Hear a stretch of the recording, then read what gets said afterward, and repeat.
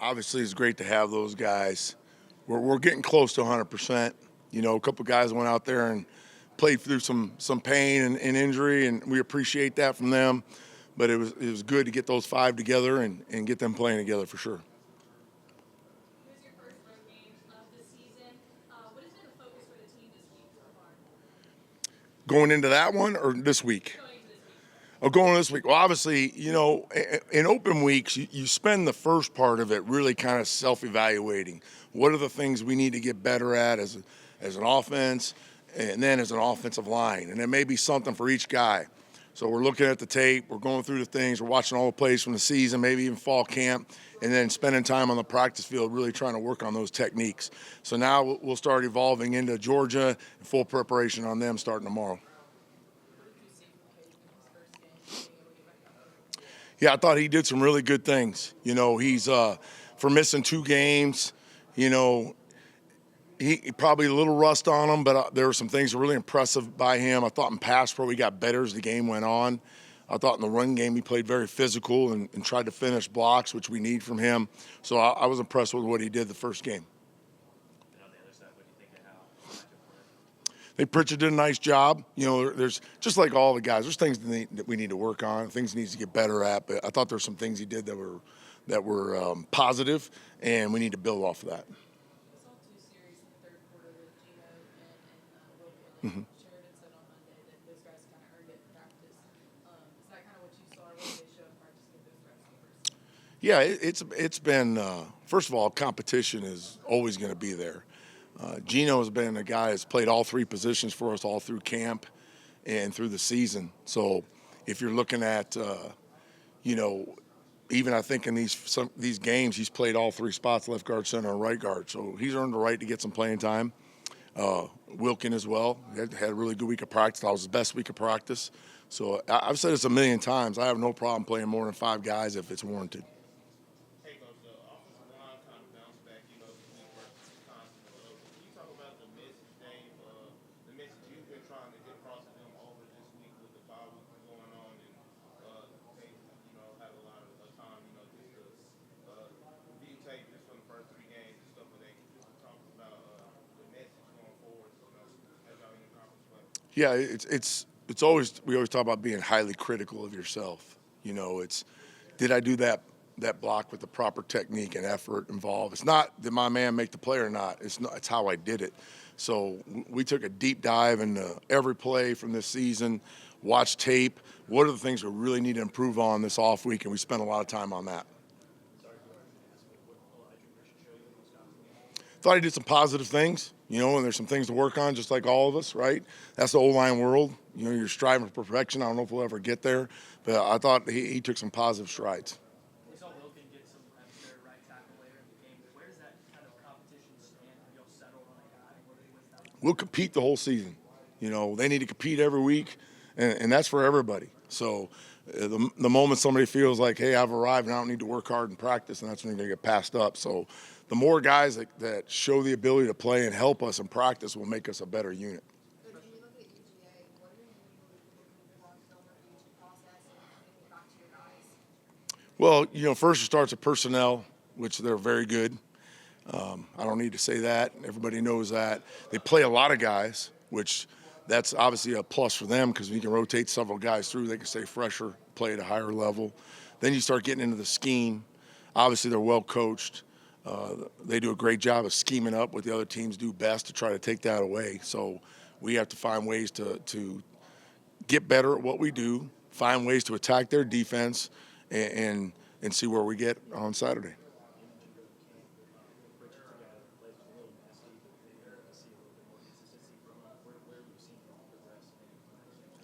Yeah, that's the thing. Playing with an edge comes with confidence. When you know what you're doing, you can turn it loose. That's what happens, right? When you're up there and you're thinking pre-snap, you're going to be hesitant, and it's not going to be a successful play. So I think it's a thing for him is ultimately for Pritch, when he has confidence, he plays at a high level. So he needs to make sure that obviously he's prepared, because preparation gives you confidence, and that he can play at a high level every snap. That's what we're looking for from him. What's the biggest difference as expectation for your offensive line as you guys prepare for conference play, whether it's Georgia, whether it's beyond?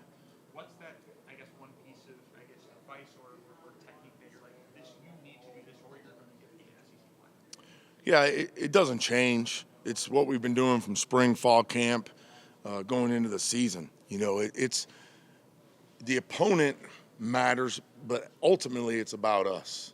How hard do we work every day? How hard do we work to improve our technique, right? And all the different schemes we have. How much time do I put into it so I make sure that I know what I'm doing and I'm prepared to do it?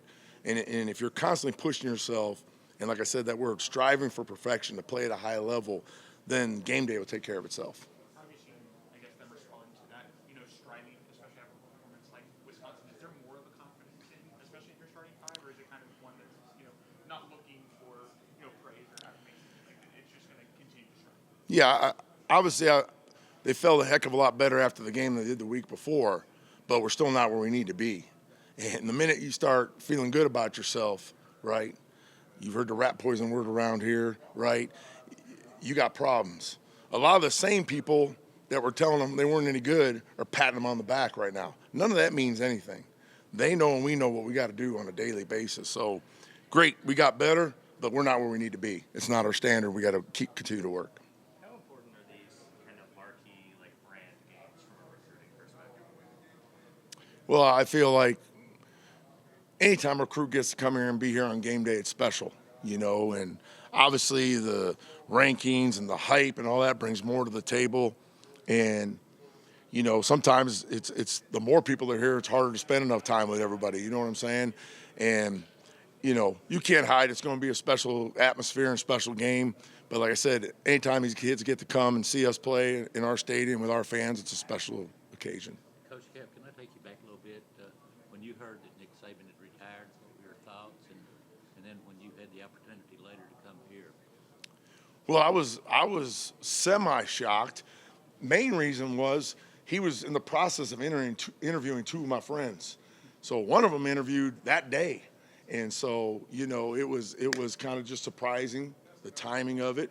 As a coach, you kind of look around and you respect certain coaches that have done things the right way and had high-level success. So sometimes a piece of when those guys leave the game, it's like you kind of, I don't know what the word would be, that you kind of miss that you're not going to have that person around anymore. But that was the extent of it, and then obviously when there was a change, and then when the offensive line coach left, there were some people on the staff that contacted me to let me know, and then the process went from there, obviously. So when we had the opportunity to talk, visit, and the job was given to me, obviously I was honored and blessed to be there. As people have heard before, it's been kind of a tumultuous year with several things happening with us and moving around with my family, but I got their blessing immediately, so it was full steam ahead from there. Kalen mentioned that he wants to get Logan and Gino, on the field in the future as well. Just as a position coach, how do you figure out when to do that in terms of the flow of the game and all that? Yeah, again, it starts during the week. To me, every week is different. Like, their job not only is to get better, but instill confidence in us as a staff that we can put them in at any time and there's not going to be any drop-off, right? So if they do that week, then it really doesn't matter. It may be, hey, a set rotation going in the game. It may be just a feel for me, whatever that may be. Sometimes it's just how's the flow of the game going. There's a lot of things that go into that decision, and I really would say it's week to week. And then Gino, I think, came in when Parker's helmet came off. Have you said anything to Parker about getting a smaller helmet? We've had a lot of conversations with him and the equipment people. He's gotten quite a few hands to the face, and they haven't been called, and they're coming off, but we got to figure it out, right? It's happened too many times. So I don't know what we got to do. I got some ideas. I don't know if they're legal, but we're going to make sure that we keep that helmet on somehow, some way. Do you have like a running counter on the wall or something? How many times is that? No, I don't, and it's just too much, right? For sure. Last two. Crocker made his first start, first appearance of the season. Just how would you assess how he's playing? I thought he did some really good things. I felt like as the game went on and he got kind of settled in the flow, I thought he improved throughout the game.